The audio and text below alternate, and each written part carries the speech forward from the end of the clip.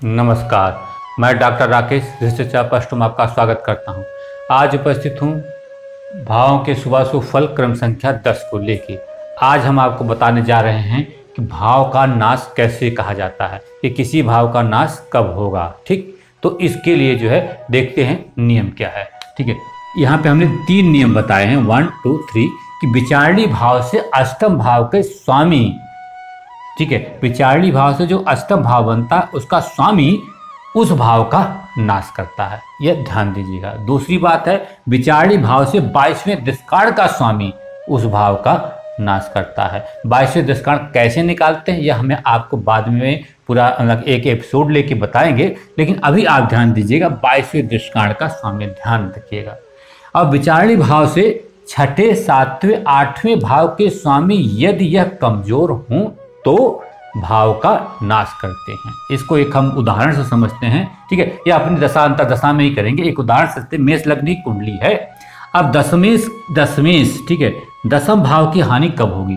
मैं दसम भाव की का मतलब व्यवसाय का, नौकरी की हानि कब होगी? मान नौकरी छूटने की बात आ जाए या, ठीक है, तो अब आप देखिए इससे जो अष्टम कौन है? सूर्य।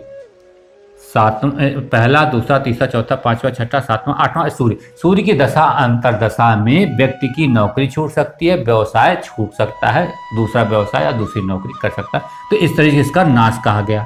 ठीक है, खत्म हुआ।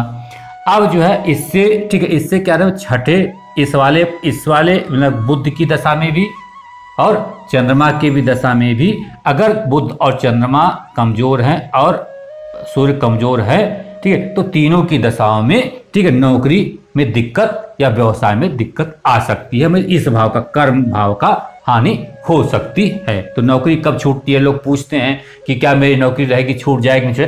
छूटने की और भी कंडीशन है, किसी दिन इस पर जो है विस्तृत चर्चा कर लेंगे।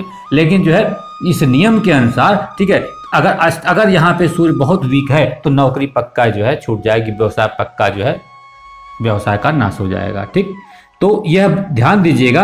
यहाँ पे अष्टम एक बार और आ गया है, इस कमजोर होने पे तो बहुत नुकसान करेगा और सामान्य तौर पे ही अष्टम, ठीक है, दसम का नुकसान करेगा। मतलब कि इस वाले भाव पंचम भाव का स्वामी इस भाव का नुकसान कर लेगा।